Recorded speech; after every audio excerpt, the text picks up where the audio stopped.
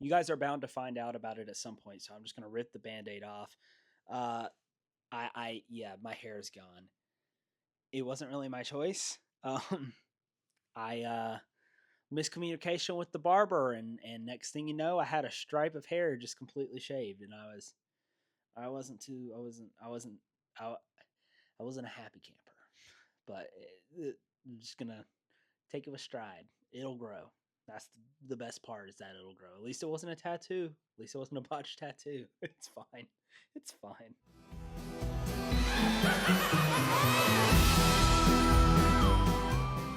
Hello and welcome back to the channel. I'm your freshly shaved, grim grinning host, Blake, and I've got a variety of things I want to talk to you guys about today. Two of them are movies. I've got two movies that I watched that I kind of want to brush over. I got Howlin' Horror Nights dates. Got to let you know whenever I'm going and what I plan to do. Also, an update on Howlin' Horror Nights houses. So I got, I think, two new houses that were announced. One I'll only talk about one because I'm not too sure about the other one quite yet. But I think we should just get right into it. Waste no time here. The first movie that I want to talk about is one that I watched. I think it was last month, maybe a little bit. I'm pretty sure it was last month. You guys can't tell right here. I got the cup. I don't know where it's at. I got the AMC cup for Karate Kid Legends. It looks like his gi with his belt. Looks really cool. I've been drinking out of it all the time. I kind of want to talk about this movie because I'm a big fan of Karate Kid. I'm a big fan of Cobra Kai. I mean, I've got a Johnny Lawrence Funko Pop that I recently bought. You guys have seen in my the video where I did the office tour before I had it fully set up like this. You guys saw I had over here on this bookshelf. Can't see it, but I got Miyagi-Do Vans. Really cool shoes. I love them. But this movie was I feel, at least to me, was really good. To me, this movie was a feel-good movie. If you like the original, they don't really change it too much. It is still set in the same universe. It's not a separate universe. And it combines both the original with Daniel LaRusso and Mr. Miyagi with the one that was in the Jaden Smith and Jackie Chan. Jaden Smith is not in this movie, so hopefully if you go watch it, you're not expecting to see Jaden Smith. He is not in it, nor I don't think he's mentioned at all. But Jackie Chan is in it back as Mr. Han. But one of my gripes, my first gripe, is that Mr. Han does not act like Mr. Han. Mr. Han acts like Jackie Chan. Now, maybe that is like a character thing because he did have like a tragic backstory in his first movie. So maybe he's grown past that. It just felt too much like we were just watching Jackie Chan be Jackie Chan to me. I feel like you could have had a little bit more substance to his character in this movie. The movie did feel very rushed. It felt like the runtime was super short. We started off in China with our main character Lee, who I think is a pretty cool character, although it is the similar story of moves countries. Lee moves from China to New York, finds girl has an ex, there's a fight, there's a tournament, blah blah blah. He gets trained by both Mr. Han and Daniel LaRusso. That is one of my other gripes, is that Daniel LaRusso feels like he was only in here specifically just to have an OG character in here. Like, it doesn't feel like he served any purpose. There was also no mention of Cobra Kai, and I'm not saying that I need to have it. Maybe you might be thinking I'm like a super fanboy of Cobra Kai. I need to have Cobra Kai be in here all the time, but no, I don't. It's just Mr. Han shows up, and it feels like, he's like, I knew Mr. Miyagi. It's like, okay, that just out of the blue.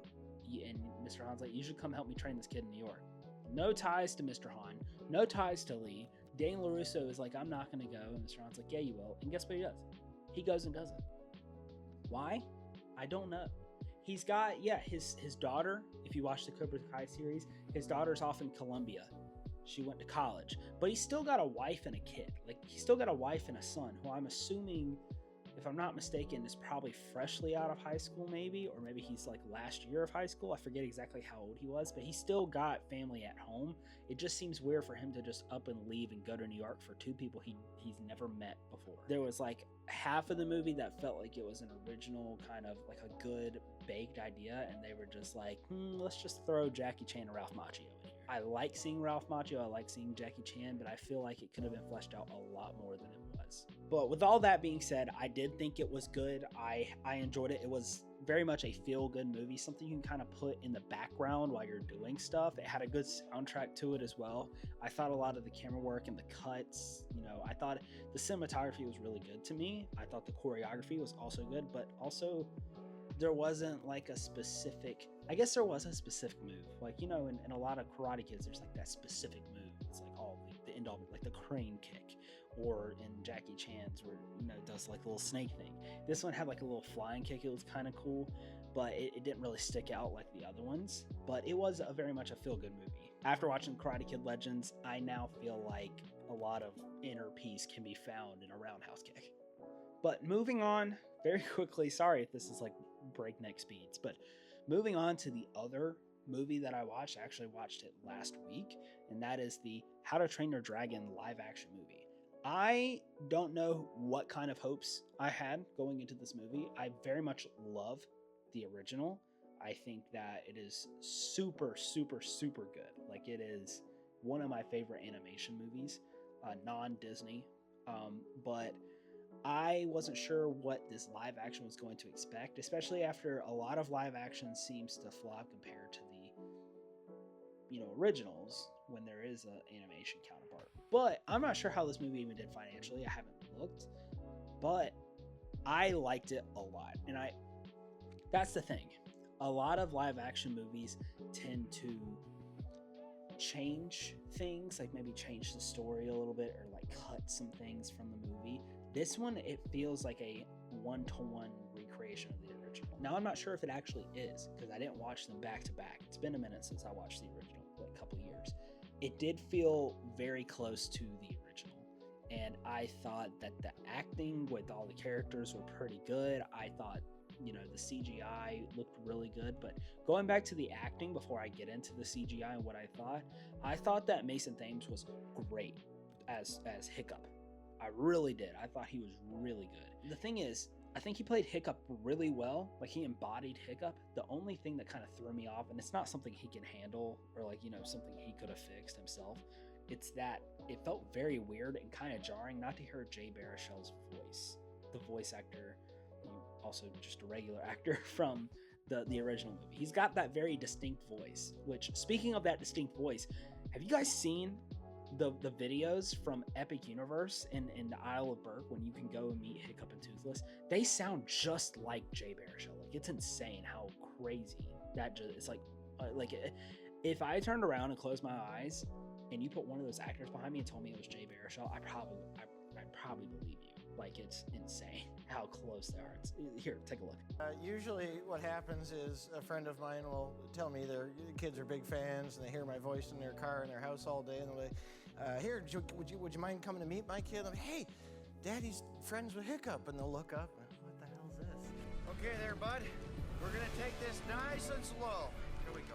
Here we go. Position 3, no, 4. Come on over, right this way. Thank you. Thank you. You guys can leave your things right over there. I appreciate it. I don't want Toothless to take this your new toys. Oh, yeah. I'd much rather keep everything intact, right? Yeah, never take a toy from a dragon. So if there's something that you want to keep there, it's best to just leave it away. Insane. And Mason Thames did really well. He didn't put on a voice, he just used his own voice. I thought the costuming was really good. But moving on to the CGI, one thing that I feel when we have like CGI animals or creatures, they try to make them really realistic. And I feel like you can kind of fall into that part where it can kind of become uncanny valley. Like, think about like the live action, you think about like the live action like Lion Kings. Although I did like Mufasa movie a lot, I never saw the live action Lion King.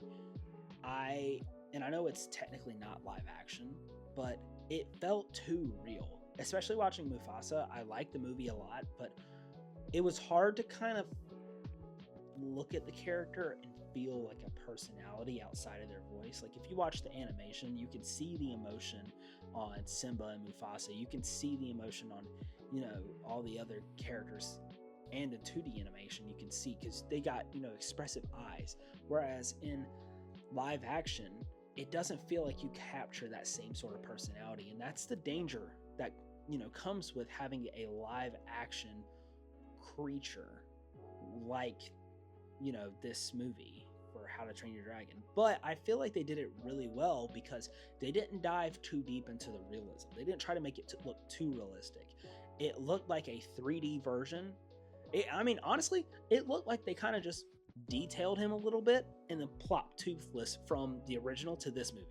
It looked like just a tad bit more detail. And I feel like that's something that we need to keep doing, because part of the heart of the original movie was just, you can relate to kind of those creatures. You can see the emotion in their faces whenever they feel certain things, especially when those creatures can't talk. So seeing Toothless look, like this, more emotion, it made you feel even more connected to him rather than him looking super realistic. But aside from the dragons and aside from the CGI, the choreography looked really good, like the fight choreography. I think nothing like big like fight set pieces, but whenever I say choreography, maybe that's not the right word for it. Maybe I'm using the wrong word for it. I don't know. I'm talking about like the big set pieces, like the final battle with the giant, king of dragons, queen of dragons, whatever. It looked awesome. I thought the effects looked awesome. And one set piece that I was super excited for when watching this movie was Test Drive. Test Drive looked so good. And I am a big fan of that song. And I didn't know if they were going to change it for this movie or alter it a little bit. I don't know if they did or not, but it sounded very close to the original. I don't know if they just ported the movie or the music over. Either way, I loved it. I love that scene so much, especially when he falls off and he's flying. The camera work is all jerky and stuff like it. Awesome. And I thought that the set pieces looked really good. They just made Berk look beautiful. And all in all, this movie was really good. I think you guys should go and watch it. The dragons, again, they look great, which is a relief because it would have been super awkward if they didn't. But they look really good. So if you haven't gone and watch it, please go to the movies and go pay for a ticket, maybe even get a souvenir cup and go watch it, because I am tired of movies like Thunderbolts not making money and they're good. This movie was good. We need to actually go pay for tickets to go see these good movies and stop going to the theaters and seeing bad movies, because then we're just confusing studios and they're going to think we want more bad stuff. We don't want that. We want good stuff. But straying away from movies in a kind of a sense is, I'm going to let you guys know that I'm going to Halloween Horror Nights September 6th and September 7th. Those are the days that I will be there, so expect videos on Halloween Horror Nights coming out shortly after that. The recap of IP houses that we've been announced so far are Fallout and Five Nights at Freddy's. If you guys want to know what my opinions on that, you guys missed the last video, go ahead and check it out. It's my most recent video before this one. I talk about those two houses and what I think are going to happen in those, and kind of a little bit of backstory between them, what they might be. But we did get announced one other house on Friday the 13th this month that was announced to be Jason Universe. Now I'm going to kind of segue over into the next thing that I want to talk about. It still relates to Halloween Horror Nights, but I also want to talk about Jason Universe itself. This movie, that is a big point that I want to drive here. This is not a movie that this Halloween Horror Nights is taking place. We're not getting a Friday the 13th house. We are not getting any other sort of movie related thing with Jason. Jason Universe is strictly just the name of the house, and it is a separate storyline compared to any of the other houses. It's completely on its own, and the reason why is, if you don't know, Friday the 13th, Jason Voorhees specifically was in a lawsuit. Not him, but the character, between two people. That is Sean Cunningham and Victor Miller. Now, it's a lot to explain, a lot of tiny, minute details, and a very tedious case here. But just needless to say, it is split down the middle, the rights between Jason. I know one of them, I can't remember which one. One of them owns the little boy that drowned in Crystal Lake, and one of them owns the hockey mask donning, machete wielding slasher. Now, with that being said, that's why we haven't gotten a movie for Friday the 13th, but we did get a new look at Jason, and he is, let's just look right here. I mean, I don't know how you guys feel about it. I'm gonna come back to this later.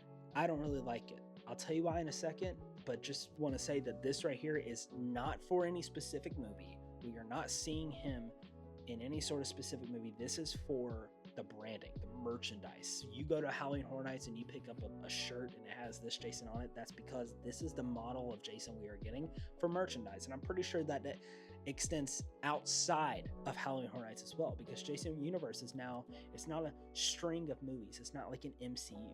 It's like a just what the branding, I guess. It's just this Jason. And I don't like it. I just don't like it. I think he looks too basic. I think he looks too corporate.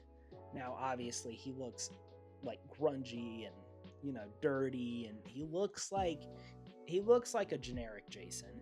And Jason has worn some generic clothes similar to these, but this just feels like a copy and paste kind of thing. Like they just said, what's the bare minimum we can do with Jason? Give him the hockey mask and just call it Jason. Dirty up his clothes a little bit. It just doesn't feel like him.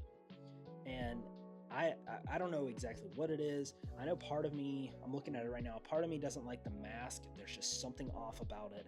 He looks too skinny. When I think of Jason, I think of bulky. Maybe I'm spoiled by the 2009 remake, but I just picture Jason being bulky. This one's just not as scary. He's still scary, just not as scary as past iterations. He just I don't know. He just looks too manufactured. He still doesn't talk, but now it just feels like a marketing choice.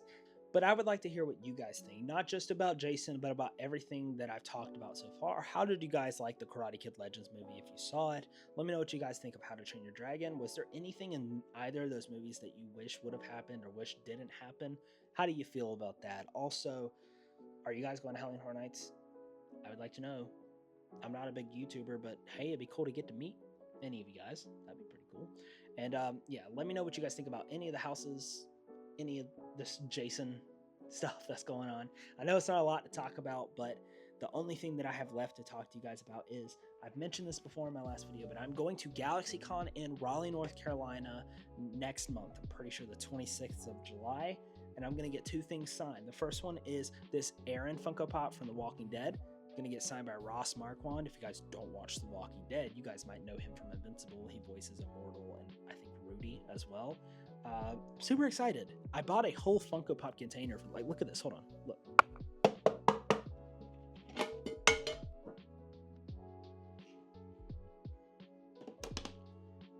Aside from that thing falling off, it's indestructible, it feels. And also, if you guys know, if you guys played The Last of Us 2, the game, Abby, played voiced by Laura Bailey, also MJ in the Spider-Man games, voiced by Laura Bailey. If you guys watch Critical Role, you guys know Laura Bailey. If you guys watch Vox Machina, plays Vax, Laura Bailey. Vox Machina Origins. I know Laura Bailey and her husband Travis Willingham, who is also Grog in Vox Machina, is going to be there.